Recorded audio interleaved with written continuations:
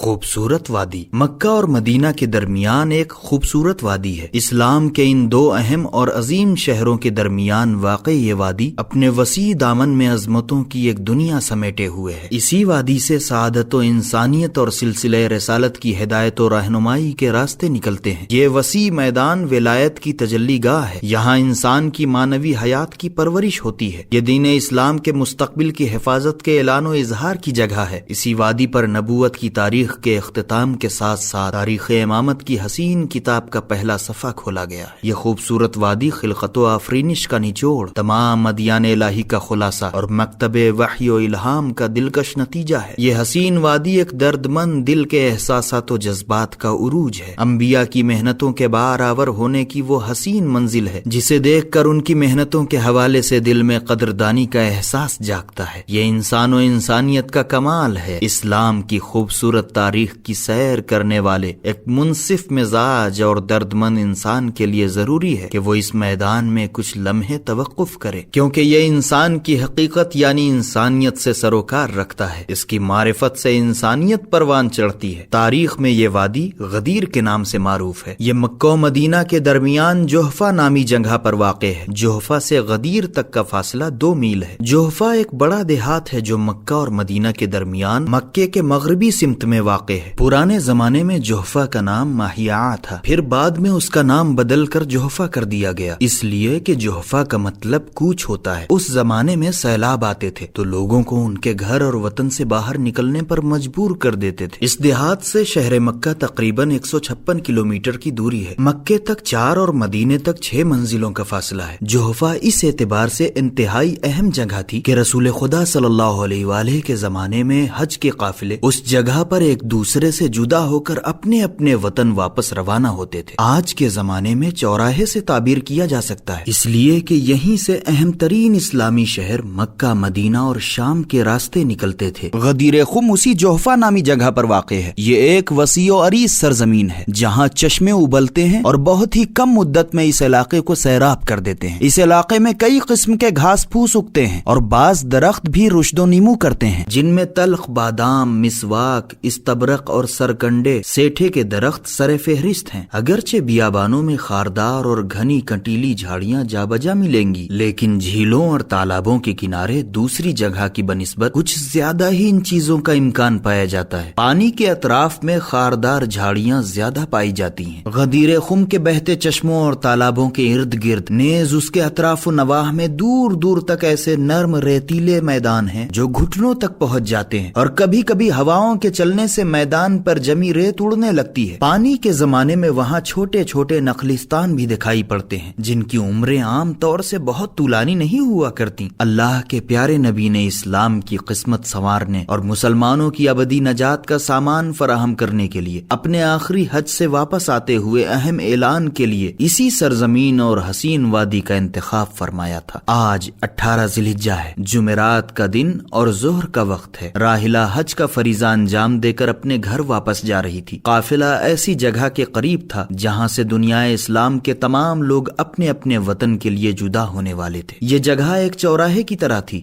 یہاں سے مختلف راستے نکلتے تھے۔ چونکہ زمین وسیع تھی اس لیے جدا ہونے سے پہلے لوگ یہاں سفر کی تھکان دور کرنے کے لیے ٹھہر جاتے تھے۔ فضہ سے راحلہ کی ملاقات اسی جگہ ہوئی تھی اور وہ دونوں اچھی دوست کی طرح ایک دوسرے سے سفر میں ہونے والے واقعات پر تبادلہ خیال کر رہی تھی۔ وہ دونوں باتوں کے دوران اپنے اطراف کا جائزہ بھی لے رہی تھیں۔ بڑی عجیب سی جگہ تھی، ہر طرف پتھریلی اور ریتیلی فضاؤں کا راج تھا۔ آس پاس چھوٹے بڑے پہاڑ کھڑے ہوئے آسمان سے باتیں کر رہے تھے، کچھ کھجور کے درخت بھی تھے اور انہی کے اطراف میں ببول کی خاردار جھاڑیاں بھی پھیلی ہوئی تھیں۔ گرمی اپنے عروج پر تھی، ظہر کا وقت ہونے کی وجہ سے سورج سر پر آگ برسا رہا تھا۔ لوگ اس سے بچنے کے لیے اگر سر پر کچھ رکھ لیتے تب بھی سکون میسر نہیں تھا، اس لیے کہ آسمان سے برستی گرمی سے سکون ملتا تو پتھریلی زمین کی گرمی پیروں کو جھلسائے دے رہی تھی۔ اس کے باوجود بھی وہ وادی بڑی حسین لگ رہی تھی، اس لیے کہ نصف النہار کے آفتاب کی تیز نارنجی کرنیں ریتیلی زمین پر پھیل کر بڑا دلکش سما باندھ رہی تھیں۔ اس دوپہر کی دھوپ میں نارنجی کرنوں کی وجہ سے اطراف و اکناف میں پھیلے ہوئے پہاڑ کی چمک دلکش آنکھوں کو بھلی لگ رہی تھی۔ درختوں اور جھاڑیوں کے پاس ہی ایک صاف و شفاف تالاب تھا۔ اس شدید گرمی گرمی سے بچنے اور نجات پانے کا واحد راستہ اس پتھریلی وادی میں یہ تالاب کسی آسمانی نعمت سے کم نہیں تھا، اسی لیے اس کے اطراف میں لوگوں کا ہجوم تھا۔ لوگ خود بھی پانی سے سیراب ہو رہے تھے اور اپنے کاندھوں پر رکھے ہوئے مشکیزوں کو بھی اس پانی سے بھر رہے تھے۔ کچھ لوگ اس پانی سے ہاتھ پیر دھو رہے تھے۔ فضہ اور راحلہ تالاب سے تھوڑے فاصلے پر بیٹھی باتوں کے دوران یہ سارے مناظر دیکھ رہی تھی۔ تبھی فضہ نے ذرا اونچی آواز میں پوچھا، راحلہ اس جگہ کا نام کیا ہے؟ اسے غدیر خم کہتے ہیں، راحلہ نے آس پاس کا جائزہ لیتے ہوئے کہا۔ یہ جگہ غدیر خم کے نام سے کیوں مشہور ہے؟ فضہ اس جواب سے مطمئن نہیں تھی، اسی لیے اس نے دوبارہ سوال کیا، یہ جو تالاب دیکھ رہی ہو اسے غدیر کہتے ہیں، اور یہ جگہ جہاں ہم بیٹھے ہوئے ہیں اسے خم کہتے ہیں۔ چونکہ یہ تالاب خم میں واقع ہے اسی لیے اس پورے علاقے کو غدیر خم کہا جاتا ہے، راحلہ نے قدر تفصیل سے بتاتے ہوئے کہا۔ ابھی یہ دونوں غدیر کے بارے میں باتیں کر ہی رہی تھیں، تبھی دور سے چیختا ہوا ایک آدمی نظر آیا۔ زیادہ فاصلہ ہونے کی وجہ سے اس کی آواز سنائی نہیں دے رہی تھی۔ لوگوں کا انہماک بتا رہا تھا کہ اس کی باتیں بہت اہم ہیں۔ فضہ اور راحلہ بھی آگے بڑھی۔ جب وہ شخص قریب آیا تو اس کی مبہم آواز صاف سنائی دینے لگی۔ وہ کہہ رہا تھا، لوگو، اللہ کے رسول فرما رہے ہیں کہ سب لوگ اسی میدان میں رک جائیں، آگے بڑھ جانے والے واپس لوٹ آئیں اور پیچھے رہ جانے والوں کا انتظار کیا جائے، مجھے یقین ہے کہ کوئی خاص بات ہے۔ تبھی اللہ کے رسول نے یہ حکم دیا ہے۔ وہ شخص پھولی ہوئی سانسوں کے ساتھ جلدی جلدی بتاتے ہوئے آگے بڑھ گیا اور اپنے پیچھے سننے والوں کے لیے سوچ کا لامتناہی سلسلہ چھوڑ گیا۔ سبھی سننے والے پریشان تھے کہ اللہ کے رسول صلی اللہ علیہ وآلہ نے اس تپتے ہوئے صحرا میں رکنے کا حکم کیوں دیا ہے؟ فضہ اور راحلہ بھی آپس میں اسی بات پر تبادلہ خیال کر رہی تھیں کہ اچانک ایسی کون سی افتاد آن پڑی کہ آن حضرت نے اس تیز دھوپ میں جلتی ہوئی زمین پر مزید ٹھہرنے کا حکم دیا۔ اسی وقت راحلہ کا شوہر بھاگتا ہوا آیا۔ اس نے قریب پہنچ کر کہا، اللہ کے رسول نے ہم سب کو اسی سرزمین پر رکنے کا حکم دیا ہے۔ ہاں، ہم سب جانتے ہیں، ابھی ایک شخص نے ہمیں یہ اطلاع دی ہے، راحلہ بتانے لگی، لیکن ہم سب پریشان ہیں کہ اچانک آن حضرت صلی اللہ علیہ وآلہ نے یہ حکم کیوں صادر فرمایا؟ میں جانتا ہوں، راحلہ کا شوہر پرجوش لہجے میں کہنے لگا، ابھی جبرائیل امین نازل ہوئے تھے اور انہوں نے پیارے نبی صلی اللہ علیہ وآلہ تک اللہ کا خصوصی حکم پہنچایا ہے کہ جو پیغام پہنچانے کے لیے کہا گیا تھا اسے جلد از جلد لوگوں تک پہنچا دیں۔ ارے پیغام جو بھی ہو اسے مدینہ یا دوسری جگہوں پر بھی پہنچایا جا سکتا تھا، اسی جگہ کا انتخاب کیوں کیا گیا؟ راحلہ کے شوہر کی آواز سن کر کچھ لوگ جمع ہو گئے تھے۔ انہی میں سے ایک شخص نے اپنے دل کی بات بیان کی۔ ہم سب جانتے ہیں کہ اس حج میں حضرت صلی اللہ علیہ وآلہ کے ہمراہ پوری دنیا اسلام کے لوگ جمع ہیں، اور ہم یہ بھی جانتے ہیں کہ یہاں ہر شخص اپنے اپنے وطن کے لیے جدا ہونے والا ہے۔ نہیں معلوم ایسی جگہ اور ایسے لوگ پھر میسر آئیں یا نہ آئیں، شاید اسی لیے اس مقام پر پیغام پہنچانے کے لیے کہا گیا ہو۔ پاس موجود ایک شخص نے اندازہ لگاتے ہوئے کہا،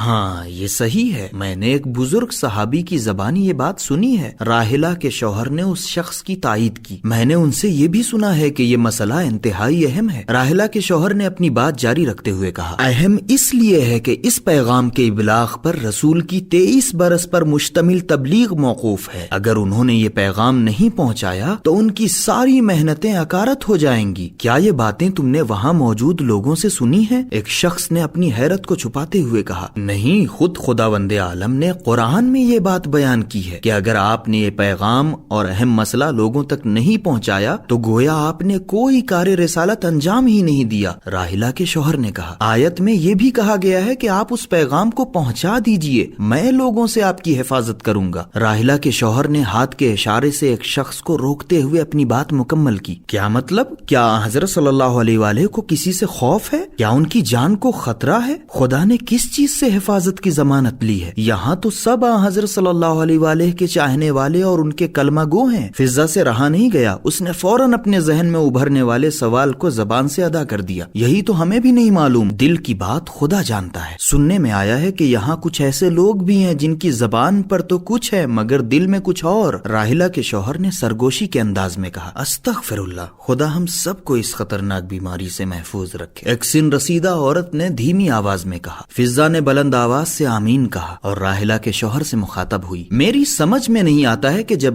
حضرت صلی اللہ علیہ وآلہ کے چاہنے والے زیادہ ہیں تو پھر انہیں بعض لوگوں سے ڈرنے کی کیا ضرورت ہے؟ وہ کچھ لوگ حضرت صلی اللہ علیہ وآلہ کا کیا کر لیں گے؟ تم بہت بھولی ہو، راحلہ کہنے لگی، ہم سب جانتے ہیں کہ جب انسان کوئی اہم اعلان یا فیصلہ کرنا چاہتا ہے تو اس کے سامنے کچھ پریشانیاں، رکاوٹیں اور دوسروں سے خطرہ ہوتا ہے۔ خطرات بھی دو दो तरह के होते हैं, कभी दुश्मनों के तरफ से तो कभी अपने ही लोगों की तरफ से। दूसरों की तरफ से खतरे की सूरत में इंसान पहले ही से तहफ्फुज की राह तलाश करता है और तहफ्फुज की राह मिल भी जाती है, लेकिन जब साथ में रहने वालों की तरफ से खतरा होता है तो तहफ्फुज का रास्ता तलाश करने में दिक्कतें पेश आती हैं कि कहीं ये अहम ऐलान करने की वजह से वो बगावत न कर दें और उनकी वजह से दूसरों के जहनों में भी इंतशार और तशवीश की कैफियत पैदा हो जाए और इस तरह ऐलान की अहमियत खत्म हो जाए। हाँ, फिर ऐसी सूरत में जब कोई बड़ी हस्ती तहफ्फुज की जिम्मेदारी ले लेती है तो इंसान बेखौफ खतर उस फैसले से लोगों को आगाह कर देता है, या जो अहम ऐलान पहुंचाना चाहता है उसमें किसी तरह की पसोपेश नहीं करता। शायद खुदावंद आलम ने इसीलिए तहफ्फुज की जमानत ली है। राहिला के शौहर ने फिजा को समझाते हुए कहा, क्या आप ये भी जानते हैं कि अल्लाह के रसूल ने हमें कौन सा पैगाम सुनाने के लिए इस मैदान में रोका है? फिजा ने तफहीमी अंदाज में सर हिलाते हुए राहिला के शौहर से एक और सवाल किया जो सबकी तशवीश का बायस बना हुआ था। नहीं, इसकी इत्तला किसी को भी नहीं है। मुमकिन है बास करीबी सहाबे कराम को ये बात मालूम हो। हजरत सल्लल्लाहु अलैहि वसल्लम जोहर की नमाज के बाद वो पैगाम पहुंचाएंगे। राहिला के शौहर ने अपनी आजिजी का इजहार किया, जोहर की नमाज कहाँ होगी? हम हजरत सल्लल्लाहु अलैहि वसल्लम की ज़बानी वो पैगाम कहाँ सुन पाएंगे? राहिला ने अपने शौहर से पूछा। वो उस तरफ जहाँ 5 बड़े दरख्त मौजूद हैं। राहिला के शौहर ने मैदान के दाहिनी तरफ इशारा करते हुए कहा, वहाँ आसपास कुछ खारदार झाड़ियाँ हैं जिन्हें हजरत सल्लल्लाहु अलैहि वसल्लम के कुछ मोतमद लोग साफ कर रहे हैं और ऊँटों के कजाओं का मिंबर तैयार कर रहे हैं ताकि अल्लाह के नबी उस पर सवार होकर खुतबा दे सकें। राहिला के शौहर ने मालूमात में मजीद इजाफा किया, फिर तो हमें भी नमाज के लिए तैयार होना चाहिए ताकि हजरत सल्लल्लाहु अलैहि वसल्लम के साथ नमाज जमात की सआदत भी नसीब हो जाए। फिजा ने खुशी का इजहार करते हुए कहा, हाँ क्यों नहीं, वो इस तरफ तालाब है, वहीं सब लोग वजू कर रहे हैं, तुम भी वजू कर लो और आहिस्ता आहिस्ता नमाज के लिए तैयार हो जाओ, इसलिए कि रसूल के खास मुअज्जिन की दिलकश आवाज किसी भी वक्त फिजा में गूंज सकती है। राहिला के शौहर ने मैदान में मौजूद निस्बतन वसी तालाब की तरफ इशारा किया। फिजा जो पहले ही से तालाब का बगौर जायजा ले चुकी थी उस तरफ बढ़ने लगी। तभी पुश्त से राहिला की आवाज सुनाई दी, फिजा जरा ठहरो, मैं भी तुम्हारे साथ चलती हूँ। फिर दोनों आहिस्ता आहिस्ता बातें करती हुई तालाब की जानिब रवाना हो गईं।